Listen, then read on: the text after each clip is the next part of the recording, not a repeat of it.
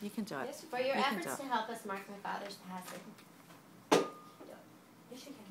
thought the best way I could give him one final gift of love was to honor Dad's life by writing his eulogy. I didn't want a minister who barely knew him to give the eulogy. I wanted his eulogy to be a testament of the great person he was and how much I loved him. I wanted it to be perfect. However, no matter how much I struggle with the words, in my eyes, it's never good enough. This eulogy has taken many attempts. I started 5 times, stopped 5 times, started again, trying to find the words to describe how it feels to be here without. I can't do it, Drew. You can do it. Keep going. You're good. You're doing good. See, I had a father for 45 years and have only not had a father for a few months. So anything I say today must be understood as the words of someone with only a few months' experience. But I'll try.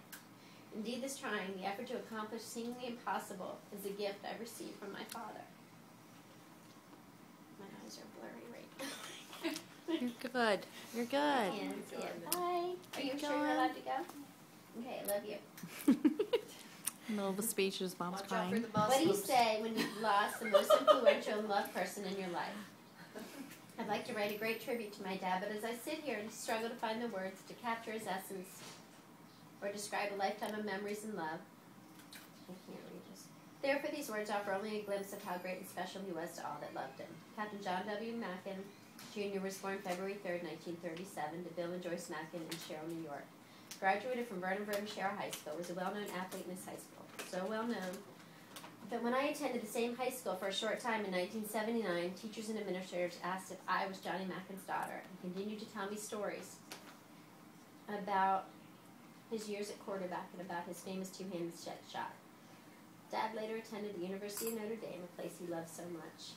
He returned to South Bend yearly for football games. My children, Matt and I, were lucky enough to be able to go with Mom and Dad to Notre Dame on many occasions. Jack, my youngest, always asked, why does Grandpa cry when he hears the Notre Dame band play the fight song? But as you observe Dad walk the campus and tell us about his memories and all the many Fighting Irish traditions, Touchdown Jesus, the players walk from the Basilica, the grotto, it was easy to see that Notre Dame truly had a hold on his heart. Whoops. You just flashed. Woo!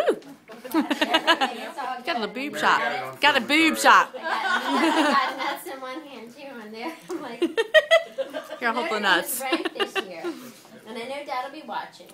Who knows? Maybe you'll have really great seats. Dad served in the Navy for 31 years. He loved his job and was very successful. He touched many people's lives as a commanding officer. As much as he loved his job, though, family always came first. It's impossible to speak of my father without also speaking of my mother.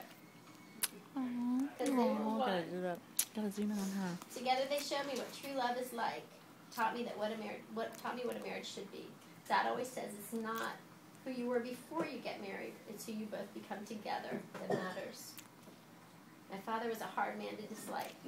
I know it's common at a funeral to only remember the good things, to omit the things that would be embarrassing to someone. But in my father's case, the most remarkable thing that can be said is that there is no bad. All of us here are suffering from the loss of my father, but the world will also suffer from the loss of a great man who had much more to do on this earth. If I could see my dad one more time, I'd tell him that I love him and that I'm so proud of the life he led. Each of you here had your own relationship with my father. Each of you has your own set of memories.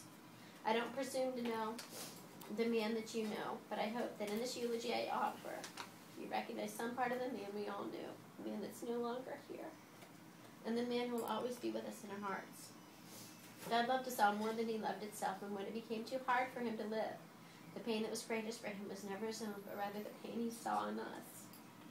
Dad, when I succeeded, you stood back and took no credit.